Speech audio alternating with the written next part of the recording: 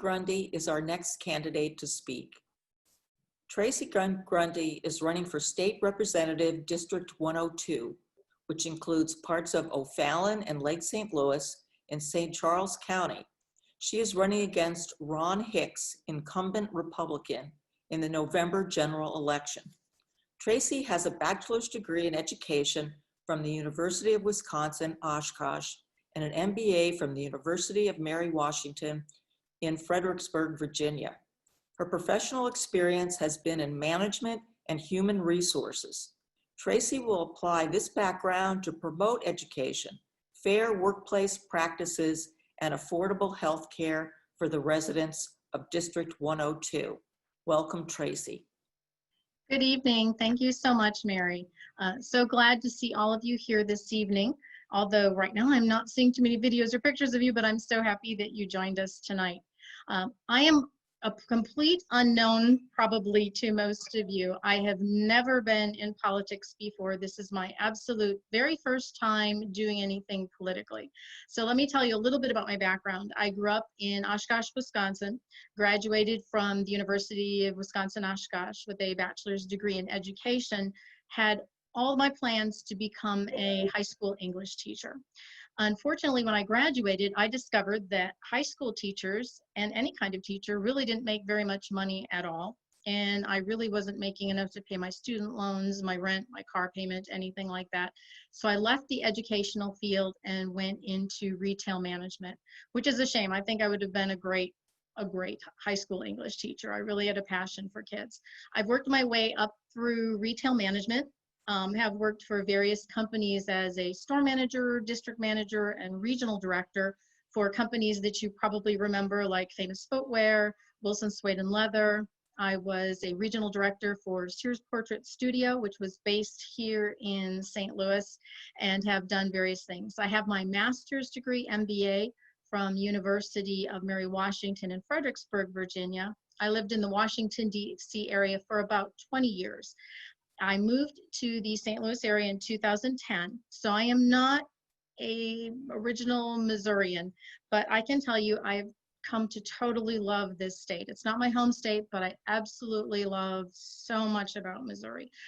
From the natural resources, to the people, to the culture, everything is fabulous. I have been very excited to be a resident here. However, the way things have been going recently, within the last couple of years, were really starting to upset me.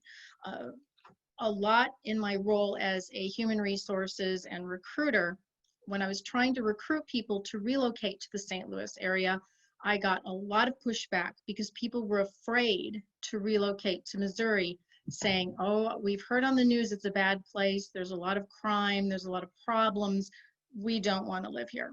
And I spent a lot of time trying to convince people that it was a great place to live, family friendly, it was fabulous, great opportunities. Increasing crime problems and the shooting of so many children in St. Louis, and gun control being not something that we see happening at all here in this state, really truly upset me a great deal. And then when Missouri passed all of the laws restricting abortion for women, I found that so upsetting. I couldn't believe I was living in a state where these things were happening. I felt like we were sliding backwards. One of my personal commitments that I have to myself is if I complain about something, I have then committed myself to do something about it. So I started investigating the possibility of running for office. I really, really, really want to make a difference for everyone in District 102 and in the state regarding some of these issues. I would say some of my main concerns are healthcare, and with the Medicaid expansion coming up on the August primary ballot, which is unfortunate, I wish it was going into the November election, but it's going in August. We really need to get the word out to make sure that people do understand and vote for the passing of the Medicaid expansion. There are about 230,000 Missourians who could be put on Medicaid and receive health care benefits that they currently don't have. Missouri is one of, I believe, 12 to 13 states who did not adopt the Medicaid expansion when it was first rolled out, and we missed a lot of financial opportunities by doing that, which is ridiculous. As far as kids and education, I'm so concerned that we have been cutting funds for education. Children are completely our future. I have such a passion. I wanted to be a teacher. I still have a huge passion for children and for education. And I believe that we really need to not take away money from our children and our school districts. And I do see that happening a great deal. Gun control, we really need to have some common sense gun safety measures like universal background checks and permits. Missouri is way too lax with its gun control. I also watched a documentary, I think it was on CNN or 2020 a couple weeks ago about ghost guns.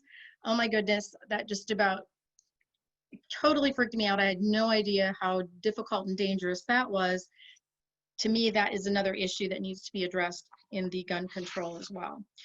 Another thing that is concerning and for rural communities is, and also with so many kids having to do school online this last year, there's not enough access to broadband, especially when kids are trying to do school online. I have some friends who I have a friend who had 3 children. She was trying to work at home. Each of the 3 kids had to try to get on the computer to do their schoolwork and their Zoom meetings. They did not even have enough broadband here in the suburbs to accommodate everyone trying to do all of these things. So something needs to be done to assist that as well, and especially to expand the broadband into the rural communities.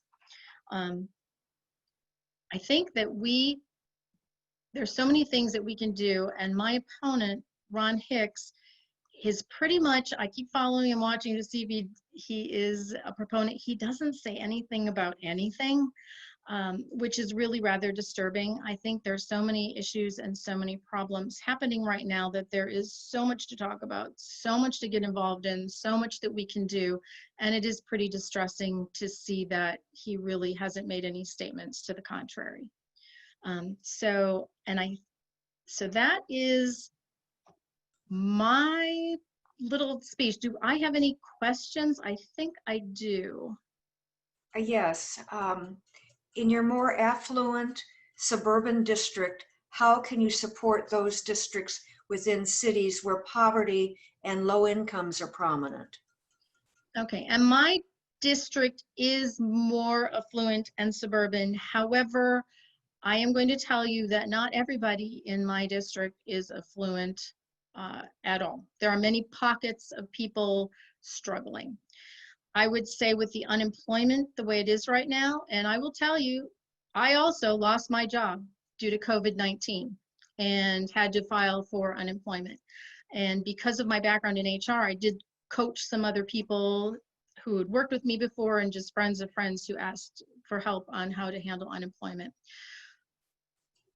We really need to, and I don't know how to tell you how to support cities where poverty is, but I think part of it is education, opportunities, crime reduction, and that can happen in every single community. We can't assume that our community is immune to those problems. I don't know if that's the right answer you're looking for, but that's how I feel. Okay, and another question. How would you like to see Missouri address health insurance? Let's assume Democrats actually defeat the Republican majority. Let's hope we defeat the Republican majority so we can get some stuff done. And I actually have just pulled up Joe Biden's page and what he has talked about expanding, not throwing everything out, but expanding on the Affordable Health Care Act and making that work better and making it more accessible. And I think also the Medicaid expansion will also help address some of those issues as well. When I was in my human resources role, I talked to a lot of people and did a lot of coaching and talking about healthcare and helping people through their healthcare choices and their health insurance choices. And healthcare is still very expensive and very difficult. And I think we just need to expand upon and address the Medicaid issue and what Biden has put out with the Affordable Health Care Act. Okay, I don't see any other questions. but you have like a minute and a half if you A want to, minute. yeah, if you want to get some other point in. Okay, I think the most important point is that I love Missouri. It's my adoptive state. I am a passionate mom, grandmother, wife, resident, employee, employer, and I believe that I can really make a difference, especially as, I'm going to say, an outsider who has a fresh look and a fresh face, and also my background in management and human resources and understanding employment law, I think would be an extreme benefit to the position and to my constituents.